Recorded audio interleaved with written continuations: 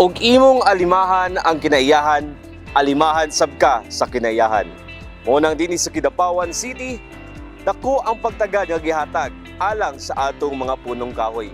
Mao nang aduna kitay programa nga Canopy 25. Pinaagi sa inisyatiba ug liderato ni City Mayor Atty. Jose Paulo Evangelista, gilansad ang Canopy 25 kaniadtong Nobyembre 21, tuig 2023 atol sa pagsaulog sa 25th Charter Day sa Dakbayan. Tinguha sa maong kausa ang pagtanom og mukabat sa 2.5 milyon ka kahoy sa tibuok syudad. Ilabi na daplin sa mga suba, sa mga watershed, kabukiran ug road right-of-way sulod sa Dakbayan. Katambayayong ang nagkalain-laing mga ahensya sa gobyerno, sektor, grupo, academe ug religious groups sa pagpanalipod ug mapauli ang kahimsog sa kinaiyahan ug mapakunhod usab ang pagkadaot sa kalidad sa kalikupan ug pagsiguro sa kalidad sa klima ug tubig. Kini ang pinakauna sa mga gihatagan ug pagtagad sa alkalde sa dihang milingkod kini sa posisyon. Pipila sa mga kahoy nga gipananom gilangkob sa ayon bamboo, lawaan, tinikaran, dao, endemic na kahoy, lakip na ang fruit trees, kape, kakao ug uban pa. Gani karong adlaw tuig 2025 human sa duha ka tuig gipahigayon ang makasaysayan nga pagtanom sa ika 2.5 milyon nga punong kahoy diri mismo sa City Plaza, kauban ang mga tinugyanan sa mga ahensya sa gobyerno o mga opisyales. Pasigarbo sa alkalde nga nahimo sa Dakbayan ang pagtanom sa pinakadaghan nga kahoy sa tibuok nasod, pinaagi sa pakigtambayayong sa nagkalain-laing mga grupo o mga sektor sa katilingban.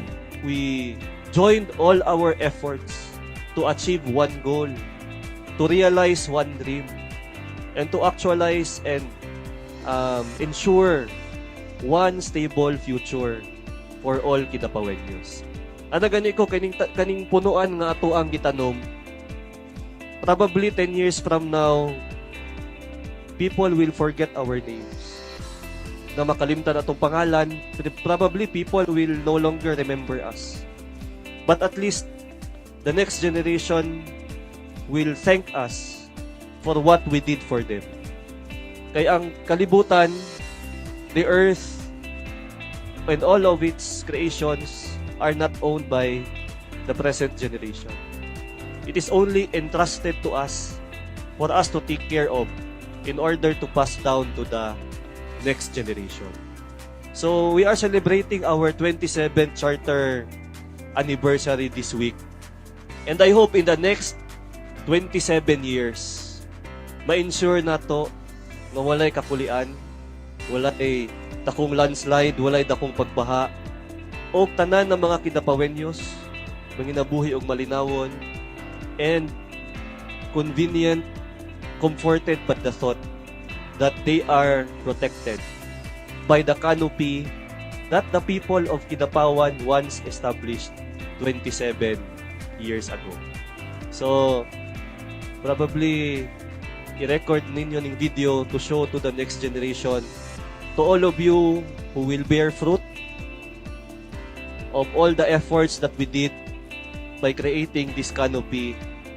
We hope that you will again take part in taking care of our beloved Kidapawan. Ilawom sa banner program sa city government nga luntian Kidapawan ang Canopy 25 nga naglaom sa paghatag og mahayag nga kaugmaon ug himsog nga kinaiyahan para sa mga mosunod nga henerasyon.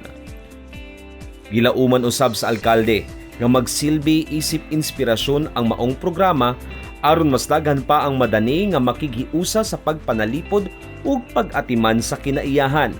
Dili lamang sa Dakbayan, kundi apil usab ang kasikbit nga mga lungsod. Walay pananawon nga imposible kaputon kung ang katilingban magiusa sa usa ka pananawon.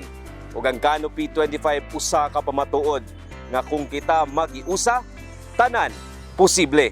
Mo nang diri sa Kidapawan, usa lang atong maingon. Padayon Kidapawan. Gikan sa City Plaza, ako si Volcla Herrera para sa Let's Go Luntian Kidapawan.